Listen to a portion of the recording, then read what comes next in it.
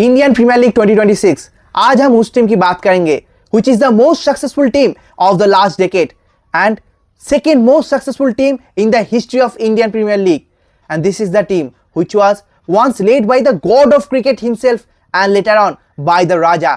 Yes, you guessed it right. It is that team who has unearthed some serious world-class talented player who are representing Team India in the biggest stage of the world proudly. Yes, this is the team who has won IPL trophy in every alternative years for not once, twice, successfully, consecutively for thrice and back-to-back trophy winner and the second team to defend IPL trophy. Yes, we are talking about the giant Mumbai Indians. तो फिर इतने सारे success के बाद भी इस decade में एक भी बार ये टीम ट्रॉफी नहीं जीत पाया है, तो वो रीजन क्या है, इस टीम का स्ट्रेंथ क्या है, best playing 11 with impact player क्या हो सकता है, क्या सच में कोई वीकनेस है जो 5 साल तक इनकी ट्रॉफी जीतना रोक के रखा है, क्या चैलेंजेस हो सकता है इस साल और एक्स फैक्टर इस साल फाइनली क्या होने वाला है, सब डिकोड करेंगे। उससे पहले स्पोर्ट्स डिटेल्स को जल्दी से सब्सक्राइब कीजिए और इस वीडियो को जरूर अंत तक देखिए। मुंबई इंडियंस, इस टीम के बारे में जितना ही कहे उतना ही कम है। ये आपने एक लेगेसी बिल्ड किया है इंडियन प्रीमियर लीग की हिस्ट्री में। Sachin Tendulkar, the God of cricket, जो इस टीम का पहला खिलाड़ी, पहला लीडर और स्टार एंड आइकन हुआ करता था, जिनको देखकर इतने सारे सपोर्टर मुंबई इंडियंस के लिए इकट्ठे हुए।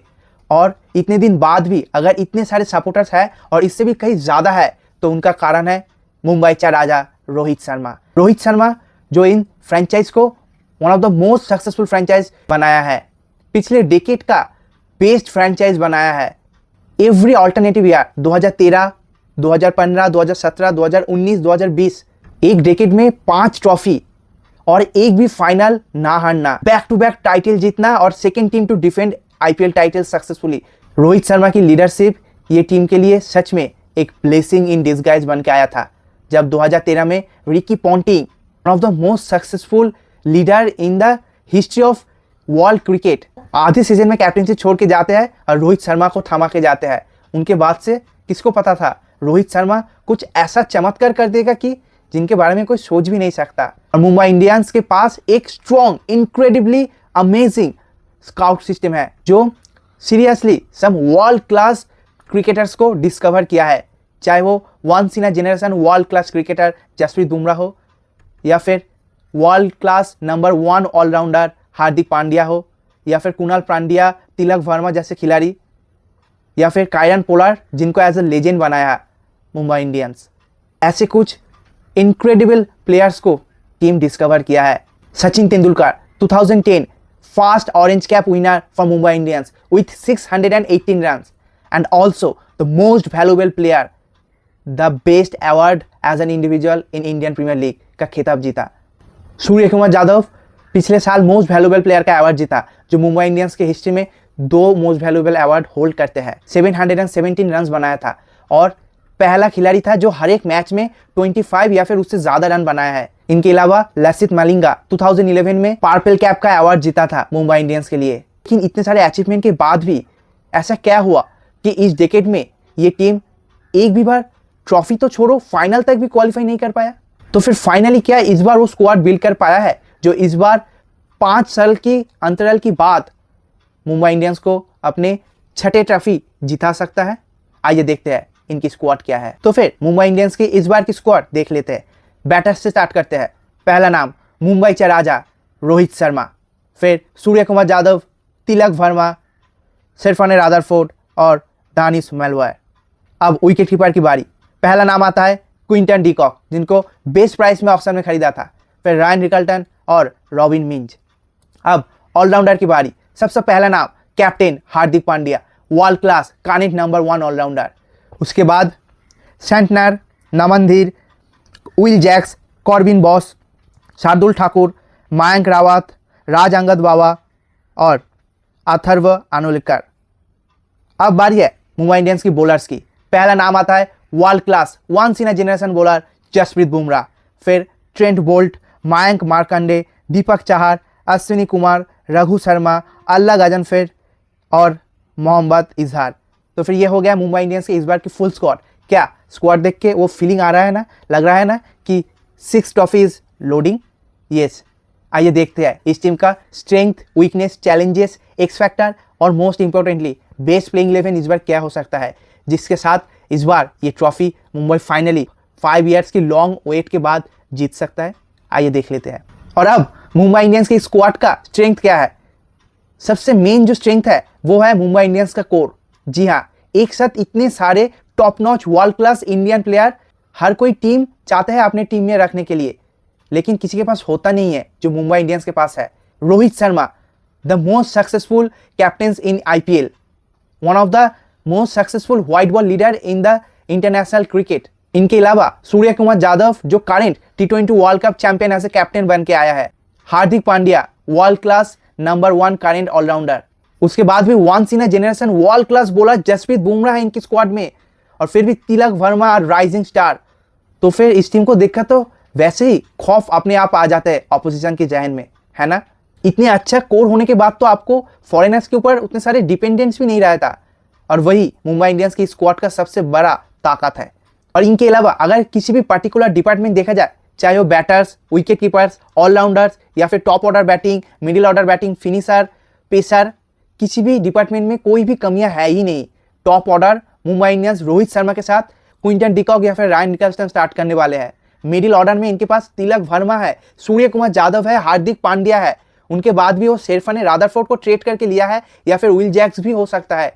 फिनिशर भी है काफ़ी सारे, नामन धीर जैसे खिलाड़ी है, कॉर्बिन बॉस भी है, और उधर विल जैक्स को भी इस बार खिला सकते हैं, और भी मिचेल सैंटनर भी खेलने वाले हैं। और अगर इंडियन पेसर देखा जाए तो फिर बेस्ट बॉलर तो ऑलरेडी इनकी स्क्वाड में है जसप्रीत बुमराह, ट्रेंट बोल्ट भी इनके साथ है, और शार्दुल ठाकुर को भी ट्रेड करके लाया है, दीपक चाहर भी इनके टीम में है। तो फिर इतने सारे स्ट्रेंथ एक साथ एक स्क्वाड में देखने को मिलता ही नहीं जो मुंबई इंडियंस के पास है। तो फिर डेफिनेटली ये टीम इस बार खास है। मुंबई इंडियंस की इस बार की स्क्वाड को देखकर अगर वीकनेस की बात किया जाए तो फिर मिचेल सैंटनर के बाद उतना ज़्यादा एक्सपीरियंस या फिर कंसिस्टेंट परफॉर्मर इन टीम में नज़र नहीं आता। चाहे वो अल्लाह गजनफर हो, वो बहुत ही यंग है, या फिर मयंक मार्कंडे जो उतना ज़्यादा कंसिस्टेंट है नहीं, लेकिन इनके लिए विल जैक्स एक ब्लेसिंग इन डिस्गाइज साबित हो सकता है, जो इस बार T20 वर्ल्ड कप में बेहतरीन परफॉर्मेंस किया है। चाहे वो बल्लेबाजी में हो, नीचे आके बेहतरीन फिनिश कर रहा था, या फिर शानदार ऑफ स्पिनिंग किया जिसके चलते 9 विकेट भी अपने नाम किया। और ये विल जैक्स एक तुरुप का एक का बन सकता है अपने स्पिनिंग डिपार्टमेंट के मुंबई इंडियंस के लिए। तो फिर मुंबई इंडियंस के इस सुप्रीम स्क्वाड को देखकर चैलेंजेस क्या नजर आ रहा है। चैलेंजेस तो मेरे हिसाब से सिर्फ एक ही है, वो ये है कि ये अपने 4 फॉरेनर्स कैसे सिलेक्ट करे, क्योंकि रोहित शर्मा के साथ कौन ओपन करने वाला है, रायन रिकल्टन या फिर क्विंटन डिकॉक, क्योंकि इस बार वर्ल्ड कप में तो दोनों ही बेहतरीन परफॉर्मेंस किया है साउथ अफ्रीका के लिए, और दोनों एक साथ खेला है। क्विंटन डिकॉक ओपन किया है और रायन रिकल्टन नंबर 3 पे आते हैं। इनके अलावा एक और जो है वो शेरफन रादरफोर्ड और विल जैक्स, इन दोनों में से किसी एक को ही खिला सकते हैं। किसको खिलाना चाहेंगे, क्योंकि अगर स्पिनिंग डिपार्टमेंट देखा जाए तो फिर आप विल जैक्स को खिला लो, और विल जैक्स नीचे पिछले साल उतना अच्छा परफॉर्म नहीं किया है, लेकिन इस बार T20 वर्ल्ड कप में बहुत ही बेहतरीन फिनिश करके आया है।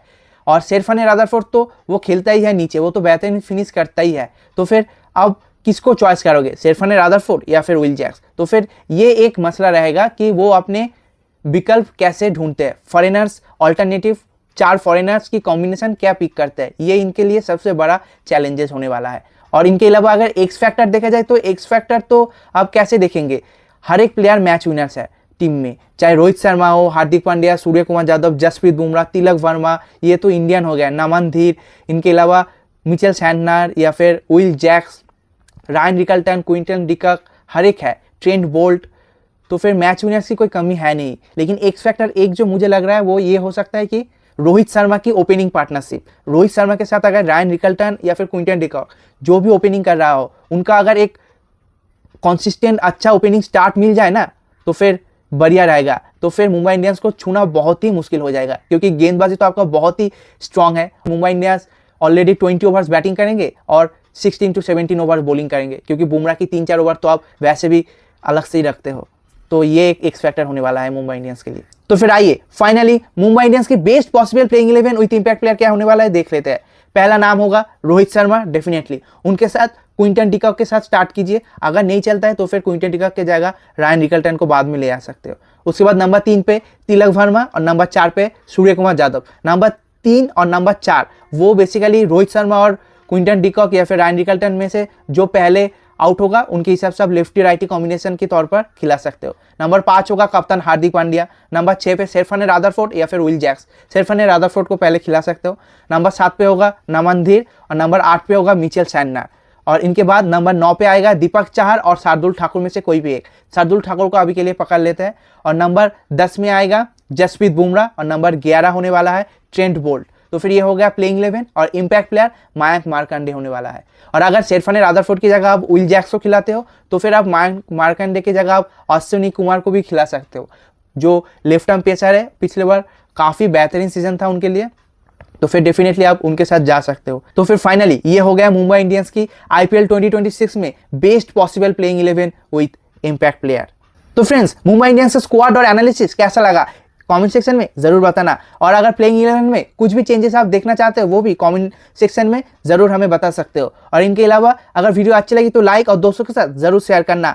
और अगर आप मुंबई इंडियंस फैन हो और चाहते हो फाइनली 6 ईयर के बाद मुंबई इंडियंस अपना 6 ट्रॉफी जीत जाए तो फिर स्पोर्ट्स ट्यूटोरियल्स को जरूर सब्सक्राइब करना और इंस्टाग्राम में भी जाके फॉलो कर देना।